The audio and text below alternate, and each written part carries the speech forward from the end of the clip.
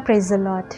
मैं आप सभी का वेलकम करती हूँ हमारे आज के इस एपिसोड में। प्रभु आप सबको बहुत आशीष दे और मैं उन सभी का स्वागत करती हूँ जो आज फर्स्ट टाइम हमारे एपिसोड को देख रहे हैं। मैं विश्वास करती हूँ प्रभु अपने वचन से आपसे भी उसी रीति से बात करेगा, उसी रीति से आपको ब्लेस करेगा जैसे बहुत से लोग इस प्रोग्राम के द्वारा आशीषित हो रहे हैं। हालेलुया। प्रियो, आप जानते हैं कई बार आप वचन को पढ़ते हैं, कई बार आप बहुत सामर्थी प्रचारों को सुनते हैं, कई बार आप परमेश्वर के भवन में जाते हैं और कोई ऐसा प्रचार आपके सामने होता है कि आपको लगता है कि अब मैं अपने जीवन को यीशु मसीह के हाथ में सरेंडर करूंगा, अब मैं करेक्ट रीति से अपने जीवन को जीऊँगा।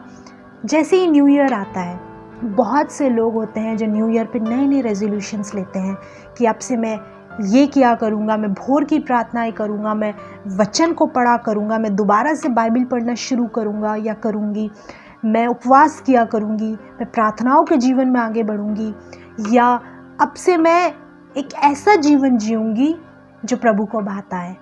क्योंकि मैं जानती हूँ जितने लोग भी आज हमारे इस प्रोग्राम को देख रहे हैं, आपके अंदर कहीं ना कहीं ये डिज़ायर है, ये इच्छा है कि आप प्रभु के मार्ग पर चलें। कहीं ना कहीं ये इच्छा है कि आप एक करेक्ट लाइफ को जिए, क्योंकि कोई भी व्यक्ति एक इनकरेक्ट लाइफ नहीं चाहता। कोई भी व्यक्ति नहीं चाहता कि पिता परमेश्वर यीशु मसीह उससे नाराज़ रहे।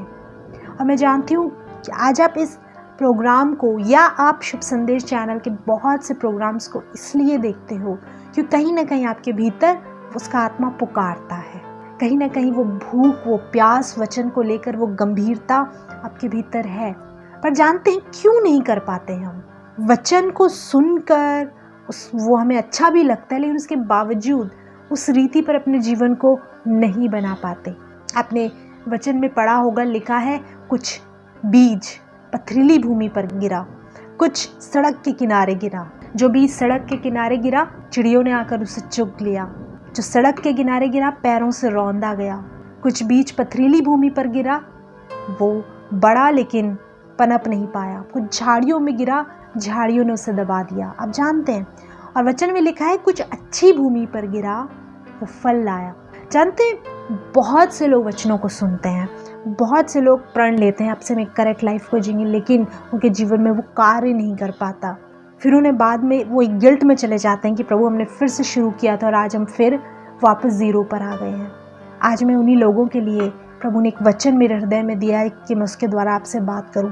आप जानते हैं कई बार हमें कंप्लीट सरेंडर करना होता है। हम जब अपनी बुद्धि से सोचते हैं कि प्रभु मैं अब से वचन को पढ़ा करूंगी, मैं अब से उपवास किया करूंगी, मैं अब से प्रार्थनाएं किया करूंगी, आप विश्वास करिए आप कभी भी नहीं कर सकते। क्यों?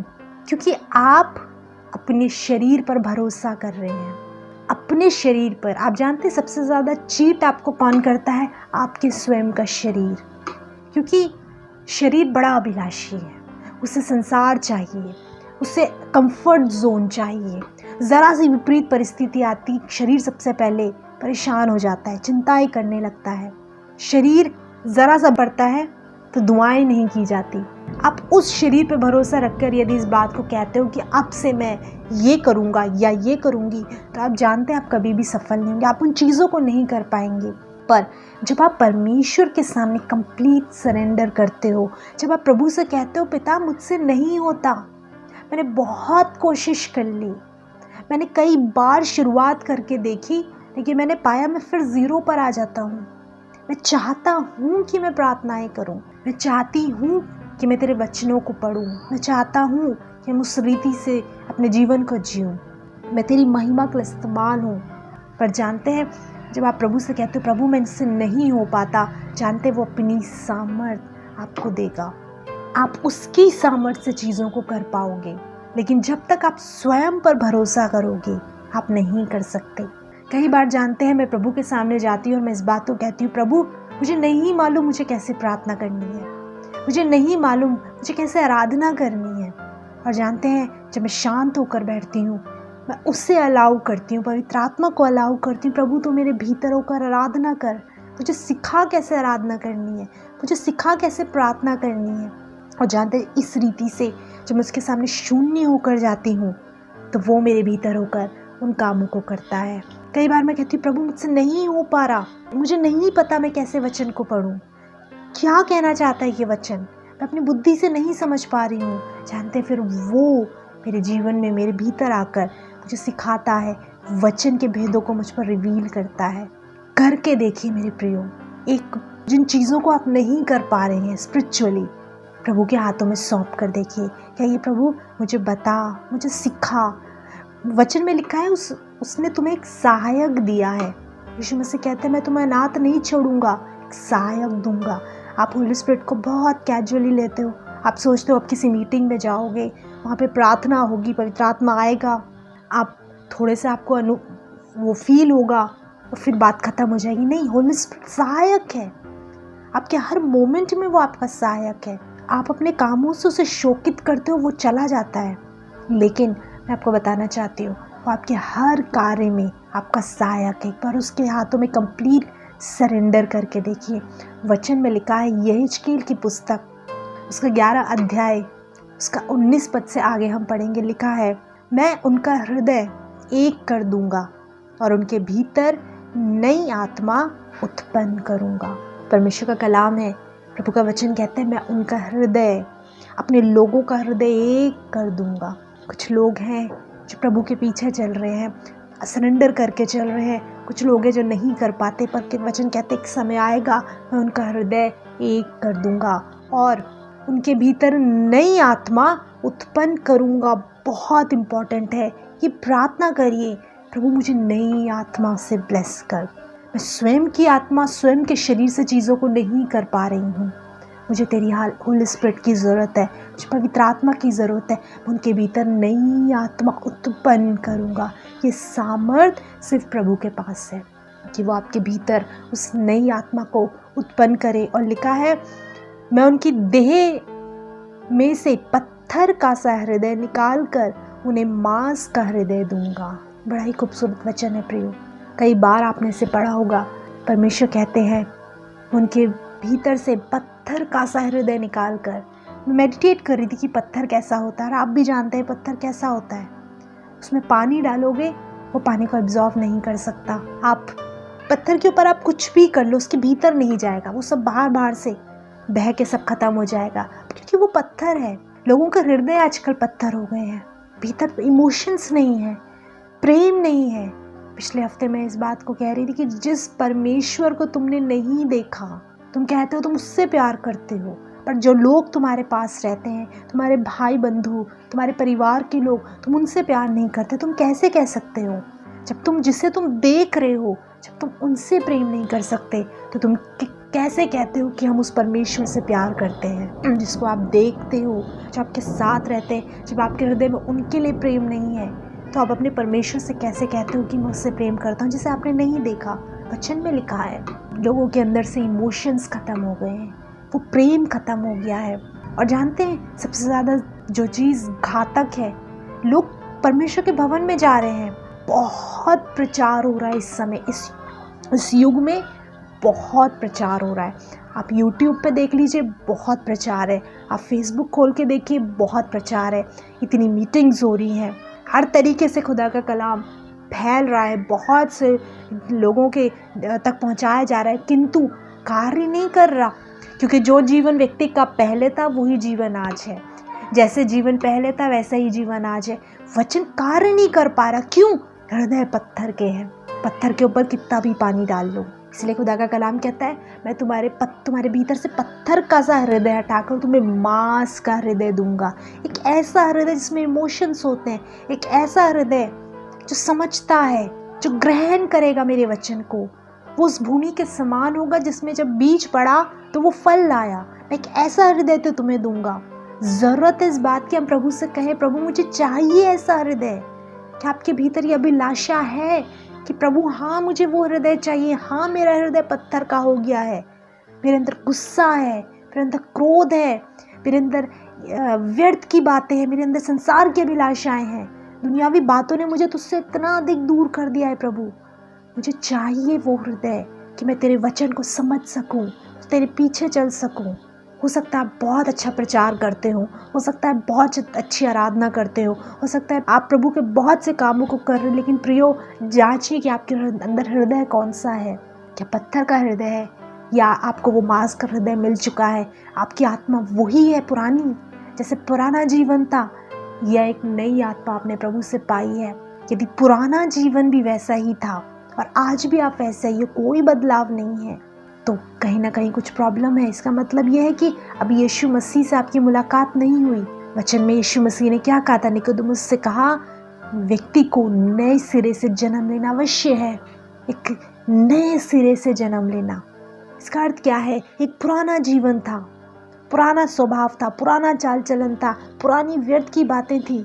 मैं जानती हूँ मेरे प्रियो, हर एक के जीवन में एक टर्निंग पॉइंट आता है, उससे पहले उसका जीवन व्यर्थ की बातों में फंसा होता है, बहुत सी चीज़ों में, अभिलाषाओं में, लेकिन एक कॉल होती है, प्रभु की बुलाहट होती है और वो उन चीज़ों से फिर कर प्रभु की ओर आता है, नया जन्म पाता है, प्रभु में नया होता है।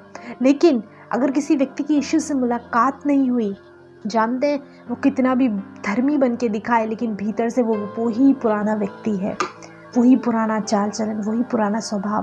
प्रभु का कलाम कहता है, मैं तुम्हारे भीतर नई आत्मा उत्पन्न करूंगा, तुम्हारे भीतर से पत्थर का सा हृदय निकाल कर तुम्हें मांस का हृदय दूंगा।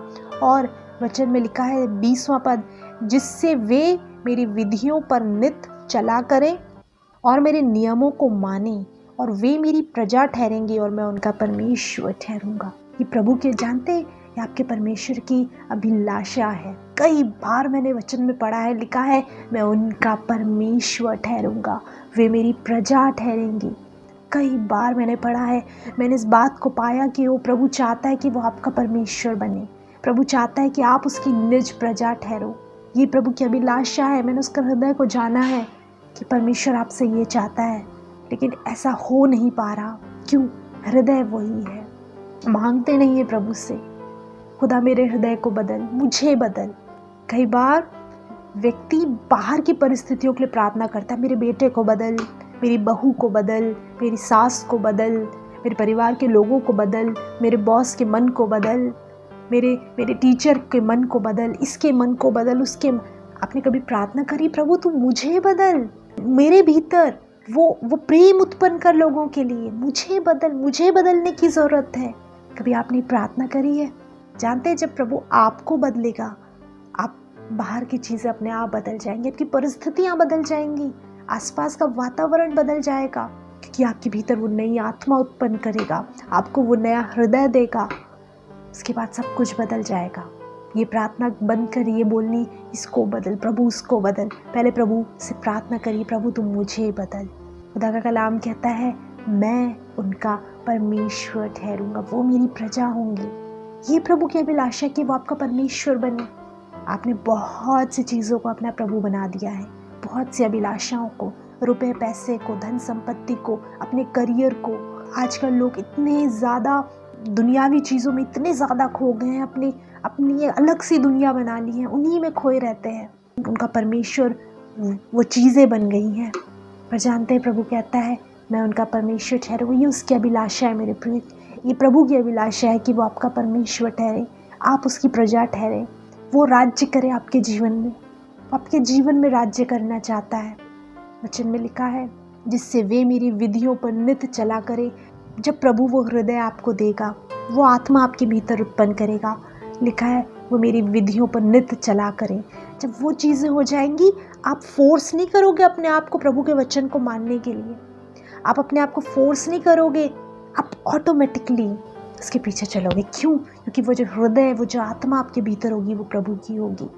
आपको सही गलत में भेद करना आ जाएगा, आपको पता रहेगा, प्रभु का आत्मा सिखाएगा कि ये गलत है, इसे मत कर, इन लोगों से दूर रहे, ये तेरे जीवन को स्पॉइल कर रहे हैं, इन संगतियों को छोड़ दे, इन नशे की चीज़ों को छोड़ दे। वो भीतर से आपको संभालेगा, आपको गाइड करेगा। वचन में लिखा है, जिससे वे मेरी विधियों पर नित्य चला करे। आप नित्य उसकी विधियों पर, उसके वचनों पर चलोगे। वो जो आज्ञाएं उसने दी है वचन में, उन्हें आप फॉलो करोगे, उन्हें आप मानोगे। जब प्रभु का आत्मा आपके भीतर आपकी सहायता करेगा और मेरे नियमों को माने, वे मेरी प्रजा ठहरेंगी, मैं उनका परमेश्वर ठहरूंगा। इस रीति पर, जब आप उसके नियमों को मानोगे, उसकी विधियों का पालन करोगे, जब वो भीतर से वो आत्मा आपकी सहायता करेगा, आपको उभारेगा, जब वो पत्थर का सा हृदय चला जाएगा, वो मांस का सा हृदय आपके भीतर होगा, जानते हैं आप बदल जाएंगे, आप बदल जाएंगे।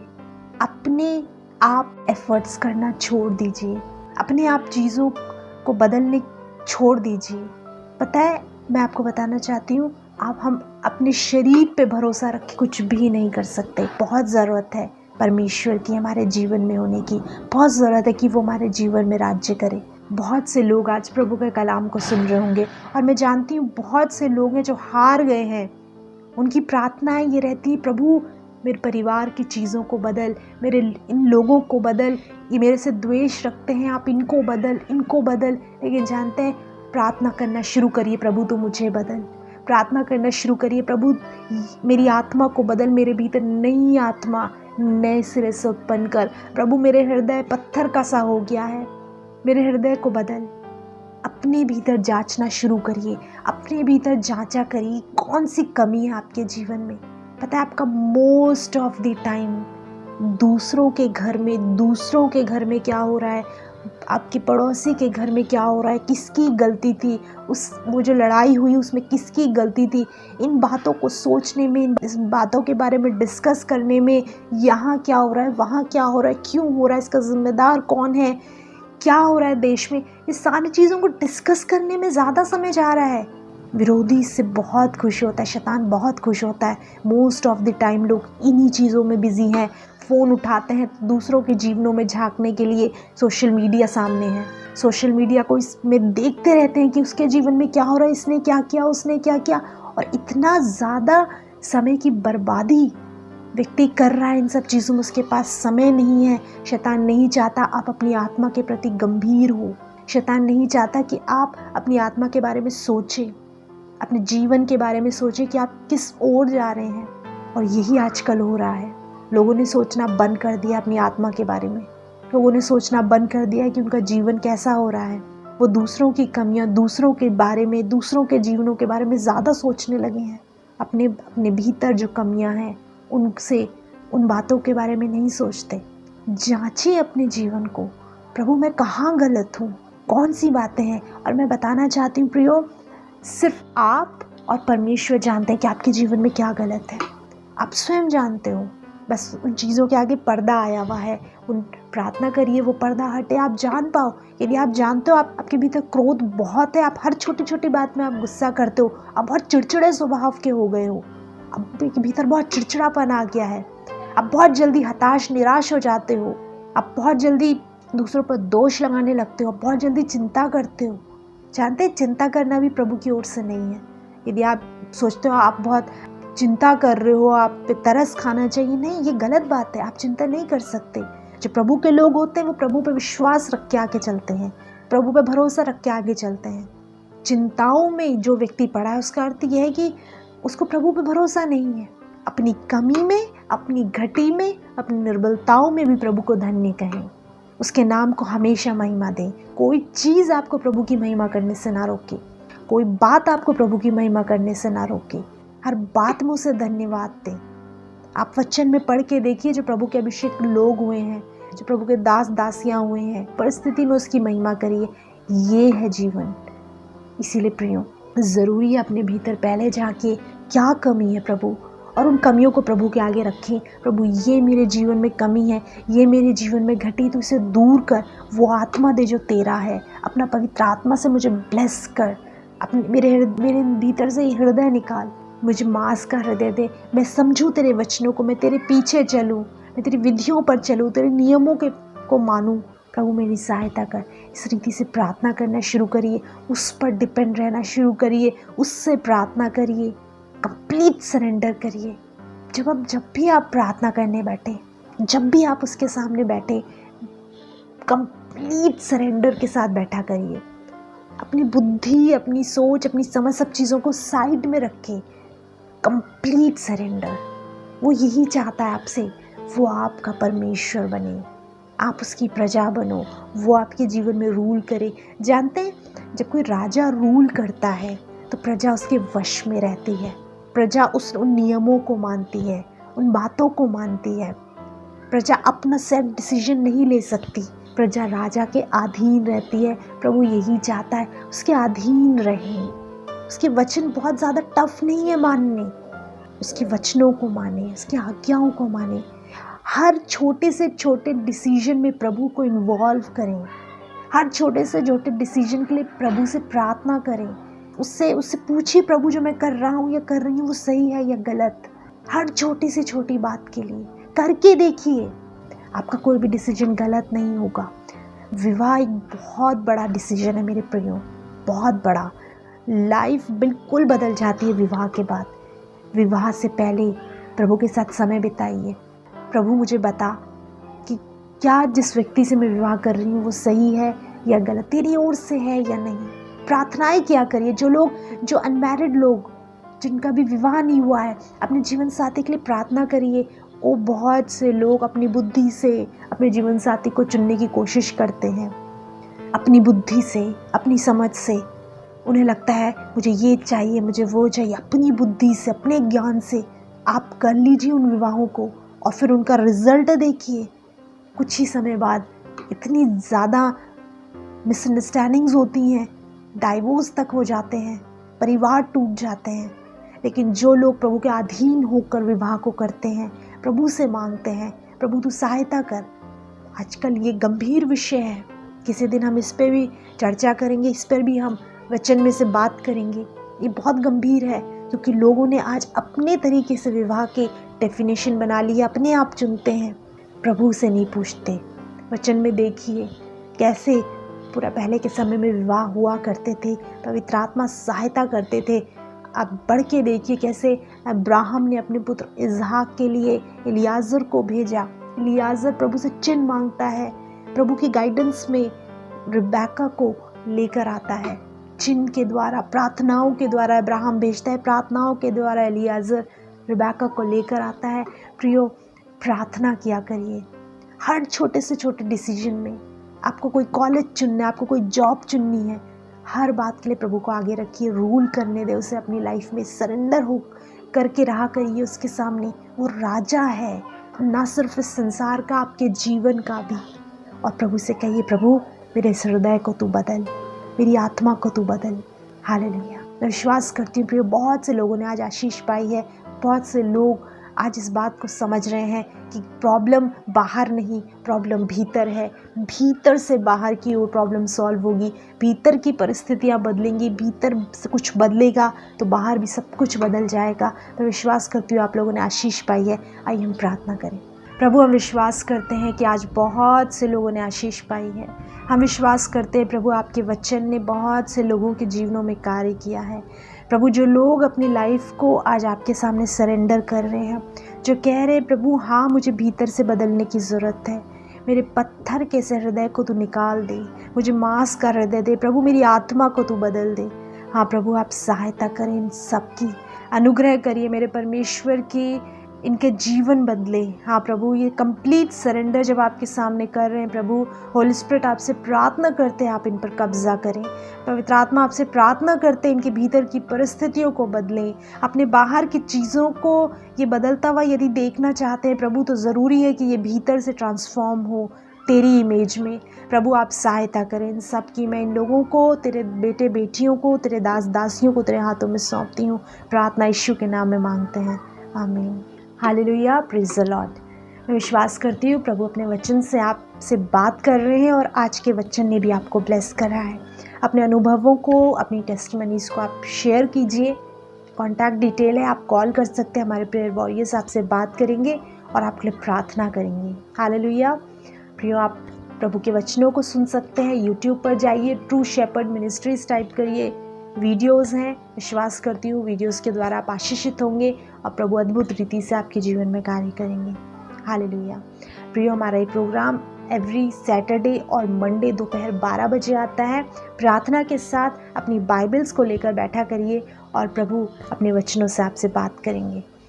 इसके अलावा यदि आपके हृदय में बोझ है, आप खुदा के राज्य के लिए कुछ बोना चाहते हैं, कोई ऑफरिंग सेंड करना चाहते हैं, तो आप स्कैन कोड देख रहे हैं, जीपे देख रहे हैं, किसी भी माध्यम से आप अपने बीज को बो सकते हैं और हम लोग आपकी प्रार्थना करेंगे कि प्रभु आपको बहुत तायत से ब्लेस करे, आपके जीवनों में आशीषों के लिए हम प्रार्थना करेंगे। प्रभु आप सबको बहुत आशीष दे प्रियो। अगले सप्ताह हम आपसे दोबारा मुलाकात करेंगे। तब तक प्रभु यीशु मसीह में आप सभी को हमारा सलाम।